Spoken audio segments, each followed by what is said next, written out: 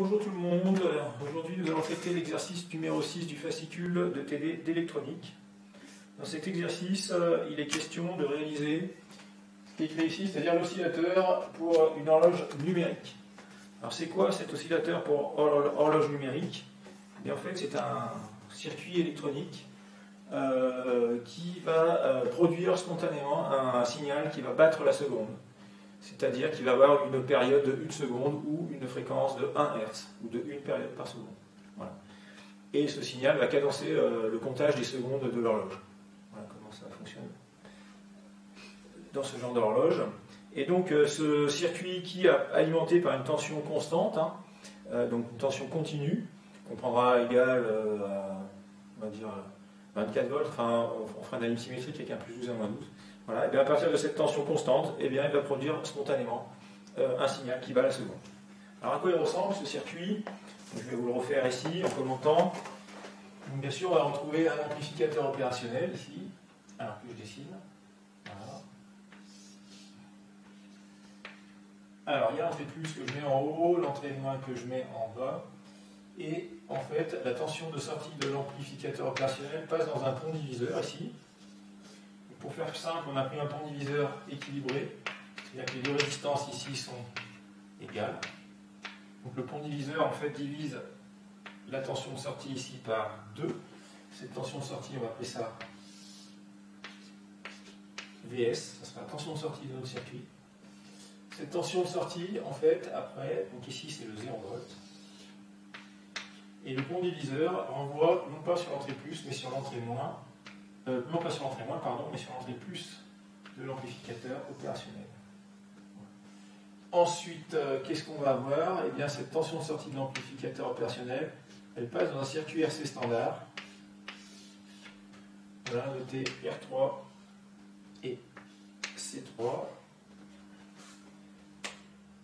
R3 fait 100 kΩ et C3 il fait 10 nano.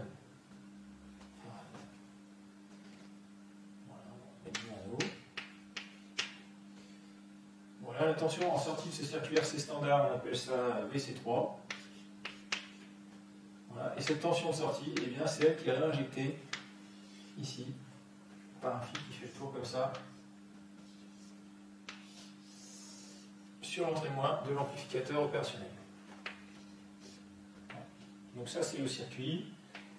Et donc la tension d'alimentation du circuit, ou plutôt les tensions d'alimentation du circuit, se voit ici, puisqu'ici l'amplificateur opérationnel sera alimenté avec une tension d'alimentation symétrique, c'est-à-dire un plus 12 volts et un moins 12 volts, comme on a vu jusqu'à présent.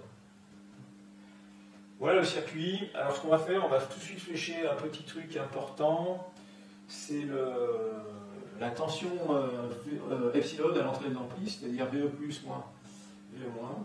Donc VE plus moins VE moins, ça va être comme ça. Ici on va appeler ça epsilon. Alors, on peut regarder le circuit comme ça, mais j'aime pas trop là, ces fils qui se croisent. Ça ne change rien sur le circuit, mais je vais effacer. Et pour éviter ce croisement des fils à l'entrée de l'ampli, je pense qu'on y verra un petit peu plus clair. On va simplement permuter les classes des entrées plus et moins.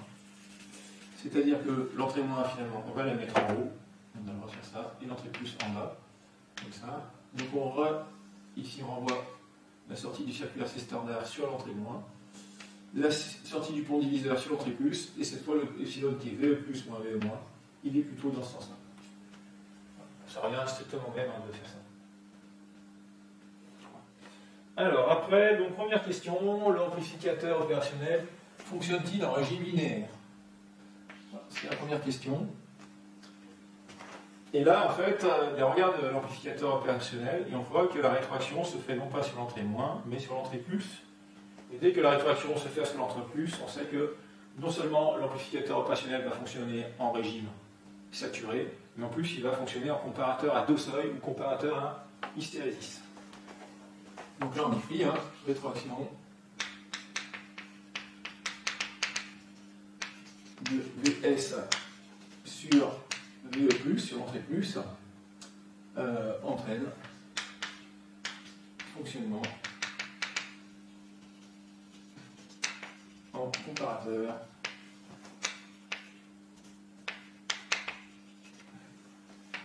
a deux seuils, comparateur hystérésis ou trigger de Schmitt, etc.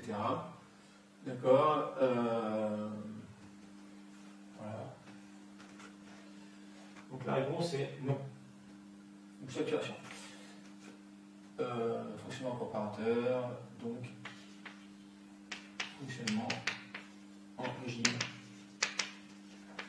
de saturation, sauf sur les transitions de V7 plus à V7 moins, mais qui sont très, très rapides, infiniment rapides, dans le cas d'un amplificateur opérationnel idéal. Voilà. Alors, petit b, eh bien, on va faire l'approximation. Qu'est-ce qu'on dit de faire? L'approximation que V7 plus égale plus 12 volts. Que V7 moins égale moins 12 volts. C'est-à-dire si Vs égale V7 plus, mais ça égale au plus de la tension d'alimentation qui vaut plus 12. Voilà. Et si il vaut V7 moins, et bien il sera égal au moins de la tension d'alimentation, c'est-à-dire à moins 12. Voilà. Les V7 sont égales aux tensions d'alimentation, ce qui est classique. Et on va supposer qu'à t égale 0, Vs vaut plus 12 volts, Vc vaut 0 volts, Vc1, c'est une erreur d'énoncé, il faudra écrire Vc3. Faut que j'aille l'énoncer. Alors, dans le plus 12 volts, eh ben, c'est le Vs, il vaut plus 12. Là, voilà. Donc ça, c'est le potentiel ici par rapport au 0. Et Vc3 dit que le condensateur est initialement déchargé, donc ici on a 0 volts. C'est une photographie, ça, à l'instant t égale 0 du fonctionnement de ce circuit. Donc on demande d'en déduire la valeur de epsilon. Alors, comment on fait pour avoir epsilon? On va raisonner sur les potentiels, c'est pas très compliqué. Le 0 volt qui est ici, il est transmis par un fil, donc ici on se retrouve avec un potentiel qui vaut 0 volt. Alors que de l'autre côté ici, eh bien, le potentiel qui sort du condiviseur, comme ce condiviseur est équilibré, c'est la moitié de la tension qui est entrée. Donc le plus 12 ici va ressortir avec plus 6 volts.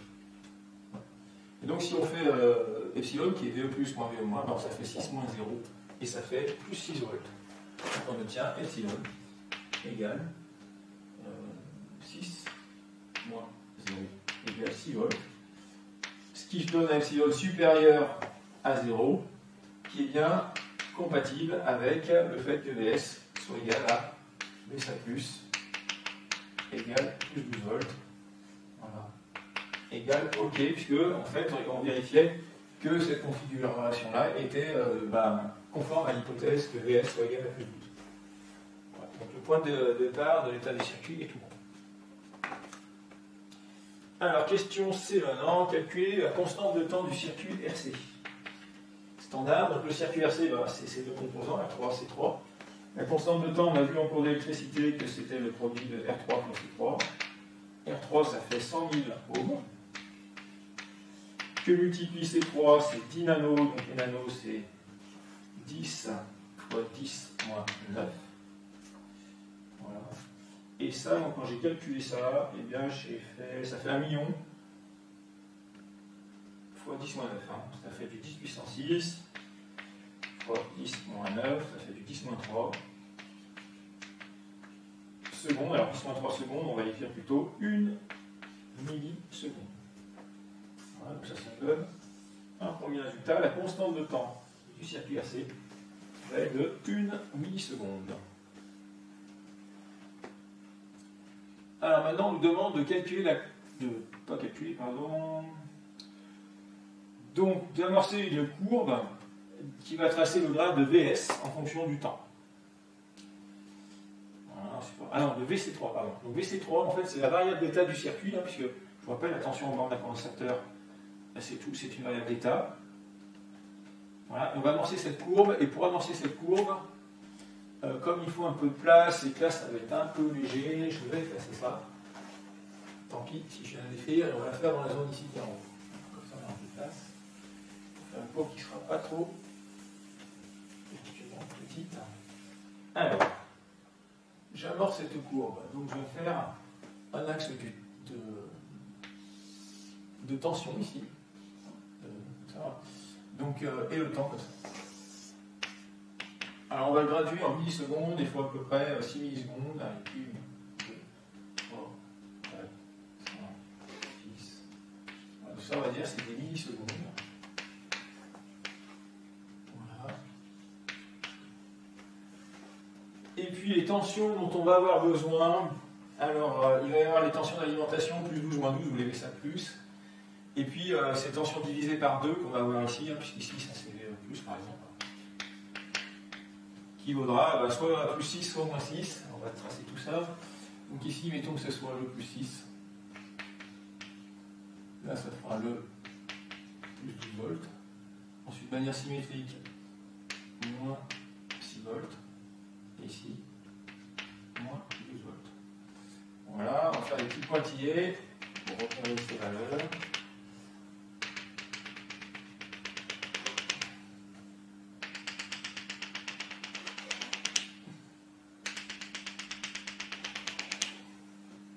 Voilà, c'est parti. Alors la courbe, je vais mettre un peu des couleurs. Donc VC3, la variable d'état, que je fais en rouge. On la démarre comme ça.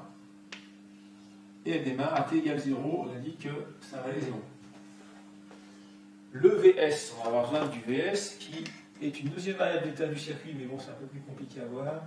Donc le VS, lui, il démarre à plus 12. Allez, je vais le faire en vert. Vert, je crois que vous ne voyez pas bien les couleurs. Oh, c'est pas grave, je vais faire comme ça quand même. Ok. Donc le VS démarre à plus 12, ici. Et ensuite, on va faire en bleu. Donc en bleu, ça va être le VE+, qui est là, voilà. Et lui, de toute façon, c'est la moitié des lettres, donc il démarre à 6 volts. Voilà nos 3 tensions sur la ligne de départ. Et donc la première question, la première milliseconde est un peu plus grande que la deuxième, donc on va recentrer tout ça.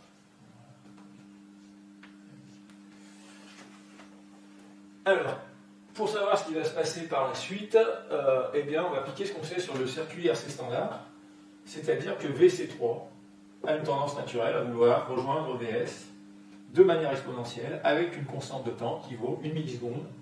Voilà, ça veut dire quoi? Ça veut dire que si j'attends 1 milliseconde, j'aurai fait les 2 tiers du chemin qui démarre à 0 et qui va finir à 12 volts, puisque actuellement on a VS qui vaut 12 volts. Voilà ce que ça veut dire. Alors si je trace le graphe de ça, ça donne quoi? Eh bien, ça va me faire qu'au bout d'une milliseconde, j'aurai fait les 2 tiers de ce chemin-là. Donc je prends ce chemin-là, je le coupe en 3. Je fais 1 tiers, 2 tiers, et voilà où je me trouverai 1 milliseconde plus tard. Et puis, admettons que le VS ici reste tout le temps égal à 12. Voilà. Et bien, ça veut dire que la milliseconde d'après, je recoupe en 3. Le chemin qui me reste pour aller au point d'équilibre qui est là-haut. Voilà. Et voilà, j'en suis 1 milliseconde plus tard. Etc. Et puis, au bout de la 3e milliseconde, 3e constante de temps, on commence à se rapprocher très sérieusement du point d'équilibre. Et ça va faire une courbe qui est à cette allure-là. Alors, je vais la faire comme ça, et je vais la faire en pointillé ou en très fin. Ouais. Alors ça, c'est ce qui se passerait. C'est ce qui se passerait, bien sûr. Si, eh bien, si le VS, ici, restait tout le temps égal à 12. Seulement, qu'est-ce qui se passe quand, dans cette phase-là, le VS reste à 12, mais le VC3, donc, mettons ça reste à 6, mais le VC3, qu'est-ce qu'il fait? Il est en train de grimper. Et le VC3, il est injecté ici. Il va aller 0 au départ, mais il va grimper. Et au fur et à mesure qu'il va grimper, eh bien, le epsilon là, devient de plus en plus petit. Voilà. Et à un moment, qu'est-ce qu'il va y avoir? Ici, il y aura 6 volts. Hein, oui. Et notamment, le 6 volts, donc le VC3, il monte, et ici, il y a 6 volts. Et une fois qu'il y a 6 volts ici, eh bien, le epsilon, il est plus positif, il commence à être égal à 0, puis il passe même un petit peu négatif, et quand il passe un petit peu négatif, eh bien, le VS, qui valait plus 12, il va basculer à moins 12 volts de manière ultra rapide. Alors, qu'est-ce que ça donne au niveau des courbes? Eh bien, ça veut dire que le plus 12 volts sur VS, ici, il dure jusque ici. Voilà. Et à partir de là, boum, basculement que je le fais instantané, parce que je considère l'ampleur idéale. De toute façon, il y a un basculement suffisamment rapide pour que ça tombe comme ça, et ça va aller à moins 12. Ok. Voilà. Une fois que ça passe à moins 12 comme ça, le plus 6 volts qu'on avait sur VE+, comme c'est la moitié de VS, lui, il descend et il passe de plus 6 à moins 6. Il reste égal à la moitié de VS. Et voilà comment on en est par la suite. Donc ça veut dire que finalement cette montée exponentielle de VC3, eh bien, elle va vraiment avoir lieu comme ça avec un bout d'exponentielle jusqu'ici. Et tout ce qui était par la suite, ça ne se produira pas parce que pour ça se serait produit si on était resté avec un VS égal à 12 volts. Alors remarquez qui est qui, ça c'est le fameux VS. Ça, la courbe rouge, celle-ci, c'est VC3. Et la bleue, on a dit que ça c'était VE plus. Alors, c'est quoi la suite du scénario? Alors, attends. La suite du scénario aussi. Alors, comme maintenant VS n'est plus égal à 12 volts mais à moins 12, ça veut dire qu'ici j'ai pas plus 12 mais j'ai moins 12. Et puis le point de départ ici qu'on a, c'est au basculement ici, c'est VS égale 6 volts. Hein. Donc là je fais une photographie du circuit à l'instant T1. L'instant T1 c'est cet instant-là que je vais repérer ici, ça c'est T1. Comme ça. Je ne le mets pas ici parce qu'il y a trop d'infos. Et donc, ici on est à 6 volts. Et ici, bien, du coup, on n'a pas plus 6, mais on a moins 6. Voilà, et on a epsilon qui vaut moins 6. Hein. Moins 6 qui vaut. Pardon, CV moins 6, moins 6, ouais, il vaut moins 12, ce qui est bien compatible avec une tension de sortie égale à V7-. Donc là, ensuite, si on regarde comment va réagir le circuit RC standard, eh bien, le VC3 qui avait tendance à rejoindre le plus 12, maintenant que ça bascule à moins 12, eh bien, le VC3 va avoir tendance à rejoindre le moins 12 qui est en entrée du circuit RC standard, donc qui est sur VS. Donc ça veut dire que à partir de là, plutôt avoir un exponentiel qui descend vers le moins 12, et en 1 milliseconde, c'est-à-dire une constante de temps, on a fait les 2/3 du chemin vers le point d'équilibre. Donc je descends, et 1 milliseconde, c'est. Vous voyez, là on a un peu avant 1 milliseconde, 1 milliseconde plus tard, c'est à peu près ici. Hein. Voilà. Et là, je vais faire en couple. Donc 1 milliseconde plus tard, à peu près, hein, je me mets là. Et bien, j'aurais fait les 2/3 du chemin, donc de là vers là. 1/3, 2/3, ça nous mène ici. Voilà. Donc ça, c'est ce que j'aurais comme valeur 1 milliseconde plus tard. Okay. Et puis la milliseconde d'après, donc c'est à peu près là, et bien j'aurais encore fait 2/3 du chemin vers le point d'équilibre, c'est-à-dire ici. Et voilà où ça nous mène. Et puis 1 milliseconde plus tard, je vais commencer à me rapprocher sérieusement du moins 12, puisque je coupe ça en 3, ou du V7-. Voilà. Et là, pareil, je vais tracer en pointillé. Donc ça fait une courbe exponentielle qui part de plus 6, voilà, qui s'arrondit et qui devient plate à la fin, et qui aura tendance à finir sur le moins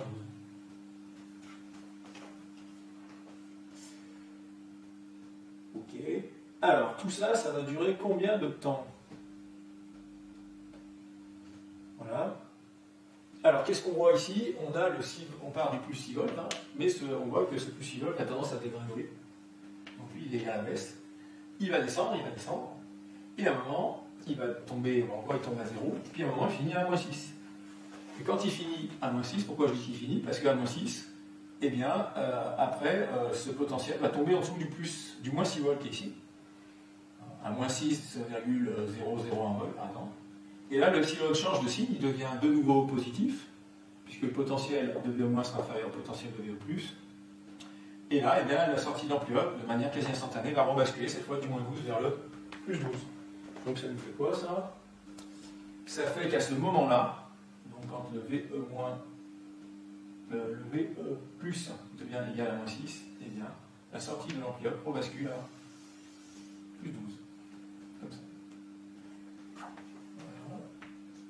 Et puis, le VE+, qui est la moitié du VS, par diviseur, passe à plus 6. Et là, on se retrouve dans la config qu'on avait au départ. Alors, je vais tracer ça bien, là, je vais mettre en traiteur. Voilà. Et là, on a de nouveau la config de départ, c'est-à-dire que le VC3, cette fois, va avoir tendance à rejoindre, non plus le moins 12 ici, mais le plus 12. Donc, en fait, VC3 va réaugmenter. Et toujours avec la même règle des 2/3 du chemin vers le 12 volts, au bout d'une milliseconde.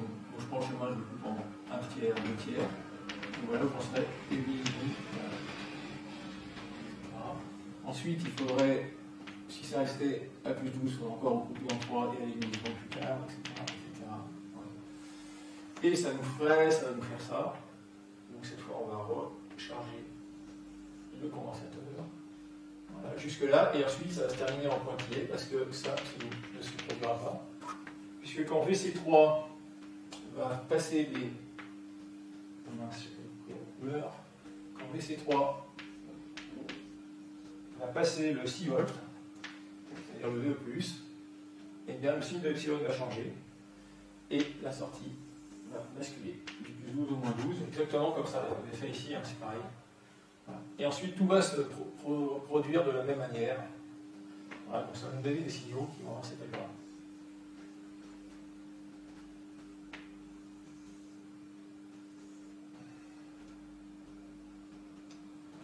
Et là, pareil, ça va redescendre, un bout d'exponentiel, etc. Tout de suite, ça va remonter jusqu'à. Voilà.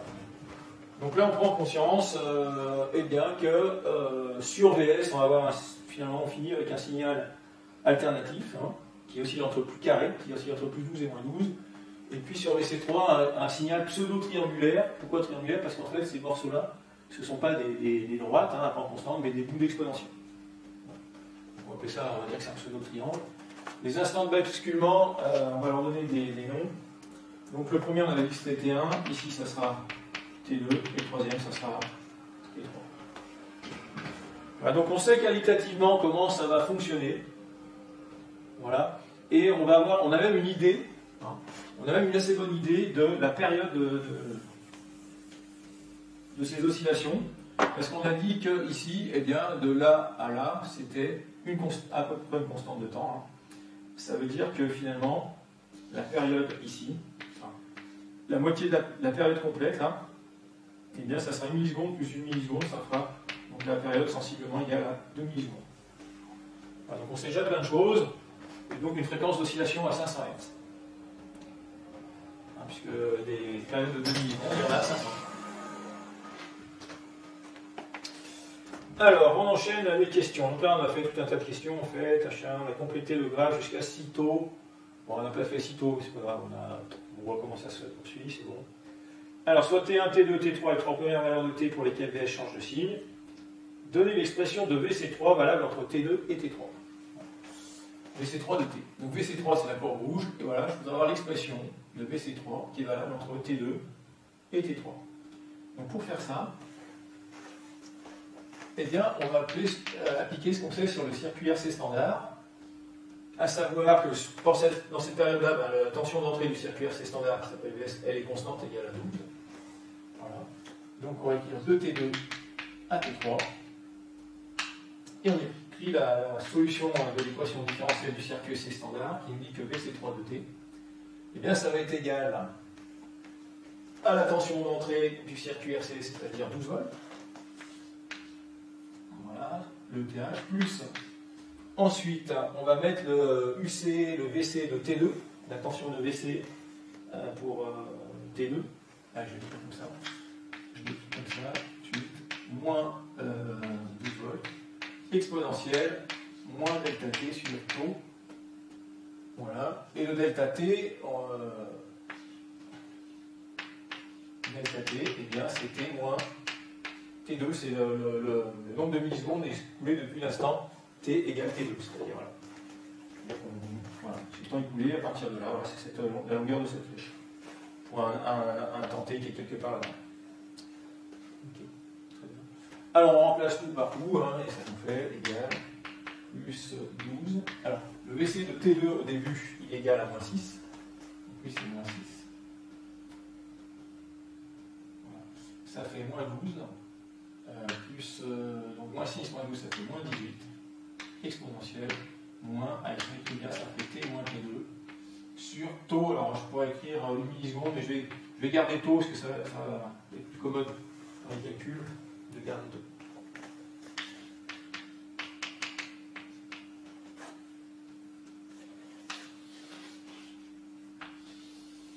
Voilà. Voilà. Donc ça, c'est l'équation de cette partie-là de la courbe BC3 de T1, valable de T2 à T3.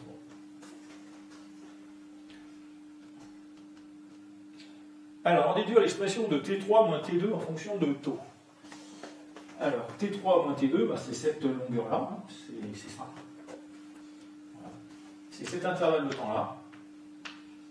Voilà, donc ça, c'est T3 moins T2. Et en fait, là, ça correspond à quoi, le T3 bah, c'est l'instant pour lequel le VC3 de T aura atteint la valeur de 6 volts. Donc, pour obtenir le T3 ici, eh bien, il suffit que j'écrive ça égal à 6 volts. Voilà. C'est ça, ouais. Donc c'est la question M. Donc je l'écris, hein, 12 moins 18 exponentielle moins T3 moins T2 sur taux, voilà, égale 6 volts. Et dans cette équation, eh bien, il faut que je la résolve pour extraire ce truc-là qui est T3 moins T2, que je vais peut-être noter delta T, puisque c'est ce qu'on cherche. Ouais. Alors, on va prendre un peu d'avance. Ouais, on va le prendre un petit peu d'avance. Ouais, on va garder comme ça. Ça, sans plus d'écriture, sera pas top. Alors, j'isole. Qu'est-ce que je fais? Ben, j'isole l'exponentielle. Le bout, je le passe de l'autre côté. Ça me fait moins 18 exponentielle moins T3 moins T2 sur taux égale 6 moins 12. Ça va, il va rester moins 6. Je vais poursuivre mon calcul. J'hésite à remonter, on va faire un peu dans les tableaux. Donc là, bah, moins 6 sur moins 18, en divisant tout par moins 18, ça va faire un tiers. Ça fait exponentielle moins T3 moins T2 sur taux égale un tiers. Ensuite, on prend le logarithme de chaque côté de l'équation.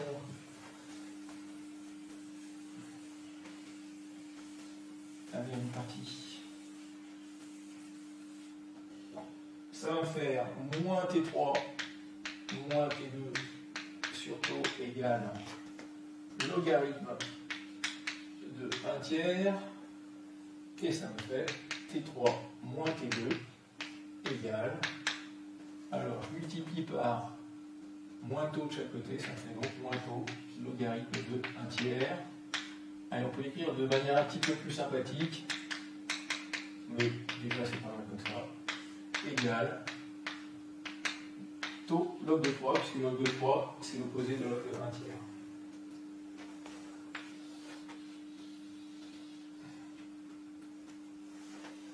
Voilà, l'expression de 3 en fonction de taux, c'est fait.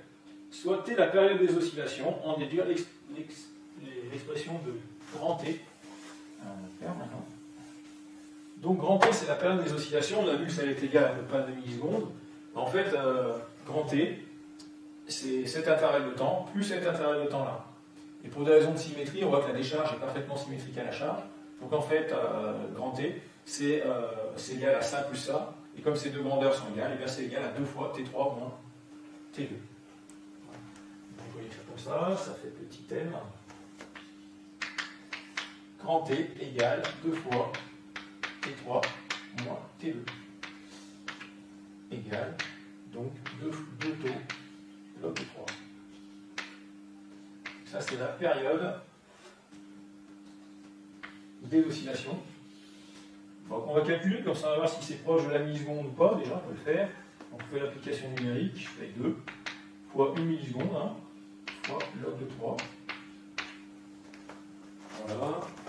Alors, quand on fait le calcul de tout ça, est-ce que j'ai pas fait? Oui, j'ai fait. Ça nous donne 1,098 millisecondes.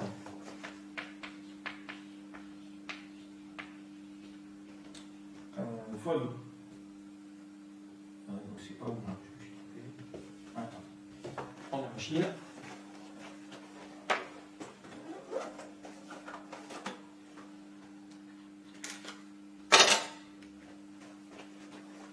Alors je fais 3, je mets logarithme et je multiplie par 2. Voilà, ça me fait 2,19 millisecondes. Alors ça veut dire quoi ce résultat? Ça veut dire que les 2 millisecondes ici, ils étaient un peu approximatifs. Enfin voilà. Si on fait le calcul rigoureux, on obtient 2,19 millisecondes. Et enfin, on va déterminer la fréquence des oscillations. Alors la fréquence, c'est le nombre de périodes par seconde. Donc on va écrire donc, la fréquence. Eh bien, c'est combien il y a de périodes dans une seconde. Donc j'ai une seconde au numérateur, je divise par le nombre de périodes. Voilà. Et eh bien, ça nous fait 1 sur 2 taux log de 3. Donc, voilà. Donc ça c'est la formule. On va regarder quand même. Voilà. Et si on fait l'application numérique, eh bien, ça nous fait l'inverse de 1 sur 2,19 millisecondes, ce qui nous fait du 455 Hz.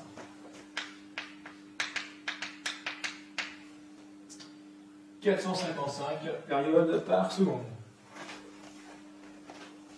Alors, est-ce que ça correspond à ce qu'on souhaiterait pour faire une horloge numérique? Eh bien, pas du tout, puisqu'en fait, on a dit qu'on voulait quelque chose qui va aller battre la seconde. Et là, en fait, on va battre 455 fois par seconde. Donc, c'est un peu trop rapide. Donc, l'idée, c'est de savoir sur quoi on peut agir dans ce circuit pour changer la fréquence. Et au lieu d'avoir 455 Hz, eh bien, descendre à 1 Hz, c'est-à-dire une période de 1 seconde. Alors, ce qui tombe sous le sens, c'est que, en fait, pour faire ça, eh bien, on va choisir la valeur de taux. On va modifier la valeur de taux.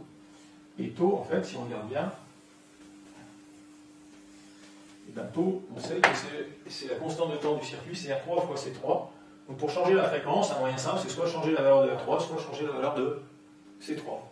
Et donc ce qui est proposé dans l'exercice, c'est changer la valeur de C3. Voilà. Donc on va faire petit O. Voilà. C3 tel que F égale 1 Hz. Voilà. Eh bien, il suffit d'écrire, de retourner cette formule, c'est-à-dire on écrit que F, c'est 1 sur 2 R3, C3, parce que taux, ça c'est taux, fois log de 3, et ensuite on sort C3. C3 égale 1 sur 2 R3, F, log de 3.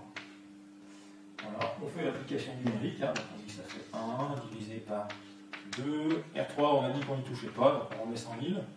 La fréquence, on veut 1 Hz. Et on multiplie le tout par log de 3.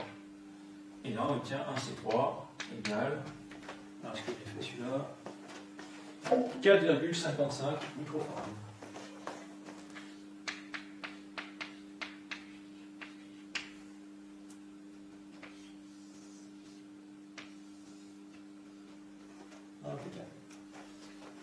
Voilà. Et là, on obtient quelque chose qui va battre la seconde et qui pourra donc cadencer le fonctionnement d'une horloge numérique, qui va compter les secondes à partir de ce signal carré vert, là, qu'on enverra dans ce qu'on appelle un compteur binaire, voilà, typiquement.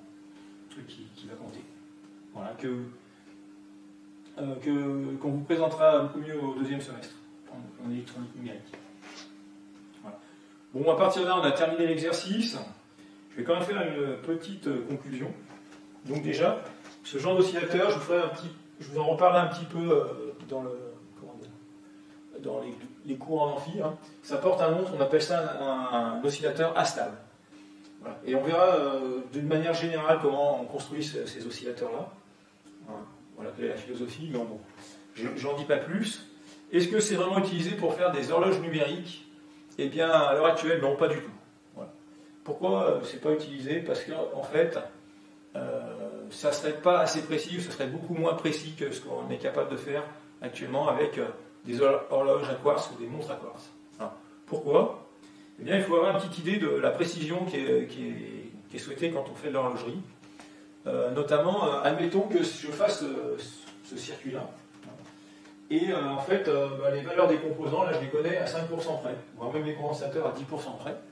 Ça veut dire que cette fréquence-là, que je vise, qui est à 1 Hz, eh bien, elle va être précise à, allez, mettons 10% près. Alors, 10% près, est-ce que c'est acceptable d'avoir une horloge qui dérive de 10% tous les jours? Qu'est-ce que ça représente, une horloge qui dérive de 10% tous les jours? Alors, on va l'écrire ici.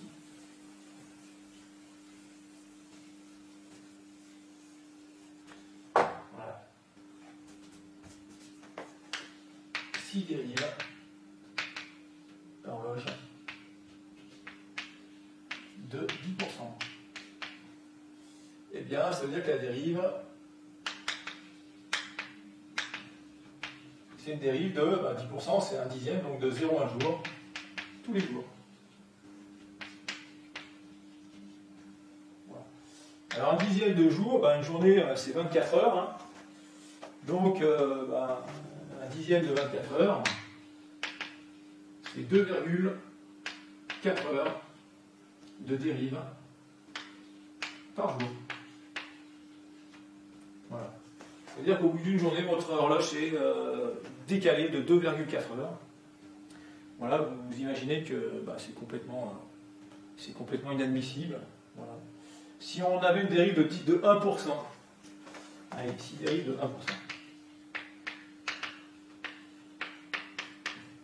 Alors, pour une dérive de 1%, déjà, là, on peut mettre des résistances de précision. Condensateur de précision, ça va être compliqué.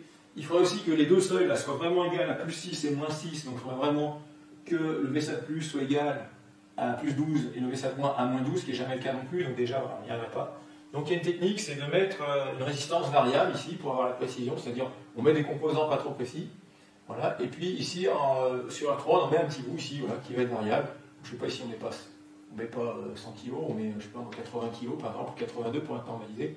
Puis pour avoir la valeur de 100 kg, ici on met je sais pas, 47 K. Voilà. Et puis cette résistance, on la rend variable. C'est-à-dire on met un petit curseur dessus, on circule plus ou moins.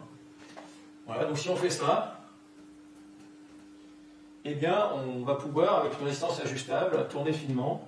Et puis en contrôlant avec un appareil précis, un fréquence-mètre ou un oscilloscope, tourner la résistance et l'ajuster pour avoir quelque chose qui est très proche de 1 Hz. Voilà, alors ça ne va pas être facile à faire non plus, mais bon, mettons qu'on y arrive. Et là, si on a une dérive de 1%, eh bien ça fera une dérive au lieu d'avoir 2,4 heures par jour, on aura 10 fois moins, c'est 0,24 heures par jour. Et donc ça, 0,24, si je multiplie par le nombre de secondes qu'il y a dans une heure, c'est-à-dire 3600, et ça fait du 0,24 fois 3600. Voilà, ça fait une dérive de 864 secondes par jour. Et c'est un peu beaucoup pour le mettre en secondes encore, donc je divise par 60, et ça fait 14 minutes. À peu près, sensiblement à 14 minutes.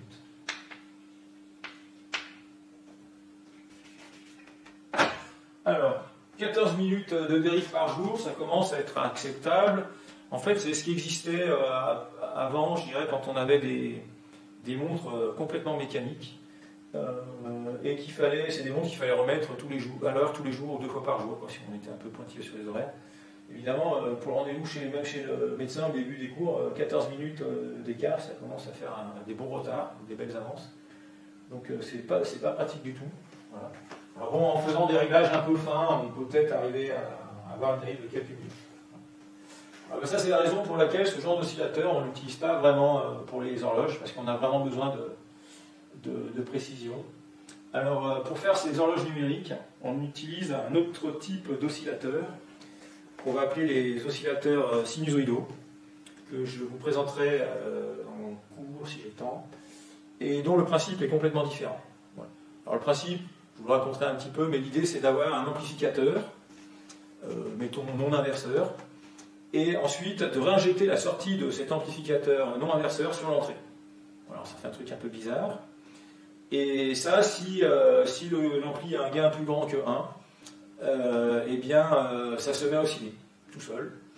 Et par contre, si on veut contrôler bien la fréquence des oscillations, eh bien, dans le rebouclage de la circuiterie qui renvoie la tension de sortie de l'ampli vers l'entrée, eh bien, on va mettre ce qu'on appelle un filtre passe-bande, c'est-à-dire quelque chose qu'on verra dans le filtrage, quelque chose qui en fait transmet une fréquence de manière privilégiée.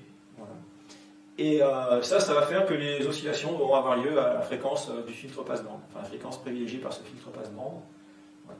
Et ensuite, pour faire ce filtre passe-bande, qui va être un filtre à résonance, eh bien, il y a plusieurs technologies. Et le truc le plus efficace et le plus précis, c'est de le faire avec un quartz, justement, un composant qu'on appelle un quartz. Et ce qui permet d'avoir un filtre passe-bande à bande très étroite, c'est-à-dire qu'il se passe vraiment une bande de fréquence extrêmement réduite autour de la fréquence à laquelle on veut osciller. Voilà. Et avec ce genre de circuit, on arrive à avoir des précisions qui sont de 100 ppm, voire en dessous 30 ou 40 ppm. ppm, c'est des parties par million. En fait, c'est pas, au lieu d'être en pourcent, on est en pour million. Voilà. Et donc, ça fait des précisions de l'ordre de 0,01%. Voilà. Alors, si on met 0,01%, c'est 100 fois plus précis que ça, même un peu mieux. Eh bien, on a des dérives par jour qui sont de l'ordre de quelques secondes. Voilà, ça ferait 8 secondes, comme on aimerait faire mieux. Eh bien, on arrive à avoir des dérives de l'ordre de 3 secondes. Voilà, quelque chose comme ça. Et en plus, quand on fait bien les choses, on peut ajuster un petit peu en faisant des mesures. Voilà, et c'est comme ça qu'on arrive à avoir des horloges qui dérivent de 1 seconde par jour. Voilà, ça c'est à peu près ce qu'on a dans les montres à quartz, hein, une dérive classique de quelques secondes par jour. En général, les fabricants s'arrangent pour que votre montre ait tendance à avancer plutôt que retarder. C'est-à-dire qu'ils préfèrent que vous soyez en avance plutôt qu'en retard. Voilà. Alors, si je voulais dire encore une petite chose, c'est que ce type d'oscillateur, même si la circuiterie, ici, le comparateur hystérésis était un peu différent, c'est ce que vous avez eu dans votre TP sur les mini-orgues électroniques. Et là, l'objectif, c'était pas de battre la seconde, mais d'obtenir un signal avec la fréquence du Do, par exemple, et puis avoir un autre oscillateur qui donne la fréquence du Ré, du Mi, du Fa et du Sol, et de reproduire les notes de la gamme. Et là aussi, on avait vu que pour que ça sonne juste, il fallait avoir une précision de l'ordre du pourcent. Alors, c'est pas aussi exigeant que la précision des horloges, hein, cette fois, mais une précision du pourcent. Et là, déjà, on s'était heurté au problème de précision des composants. Et c'est pour ça que on avait, dans les mini-orgues, il avait fallu ajuster les valeurs de résistance pour avoir un orgue qui sonne juste. Voilà, cet exercice est terminé. La prochaine fois, on traitera l'exercice suivant sur les amplificateurs audio de puissance. Voilà. Merci de votre attention. À bientôt. Au revoir.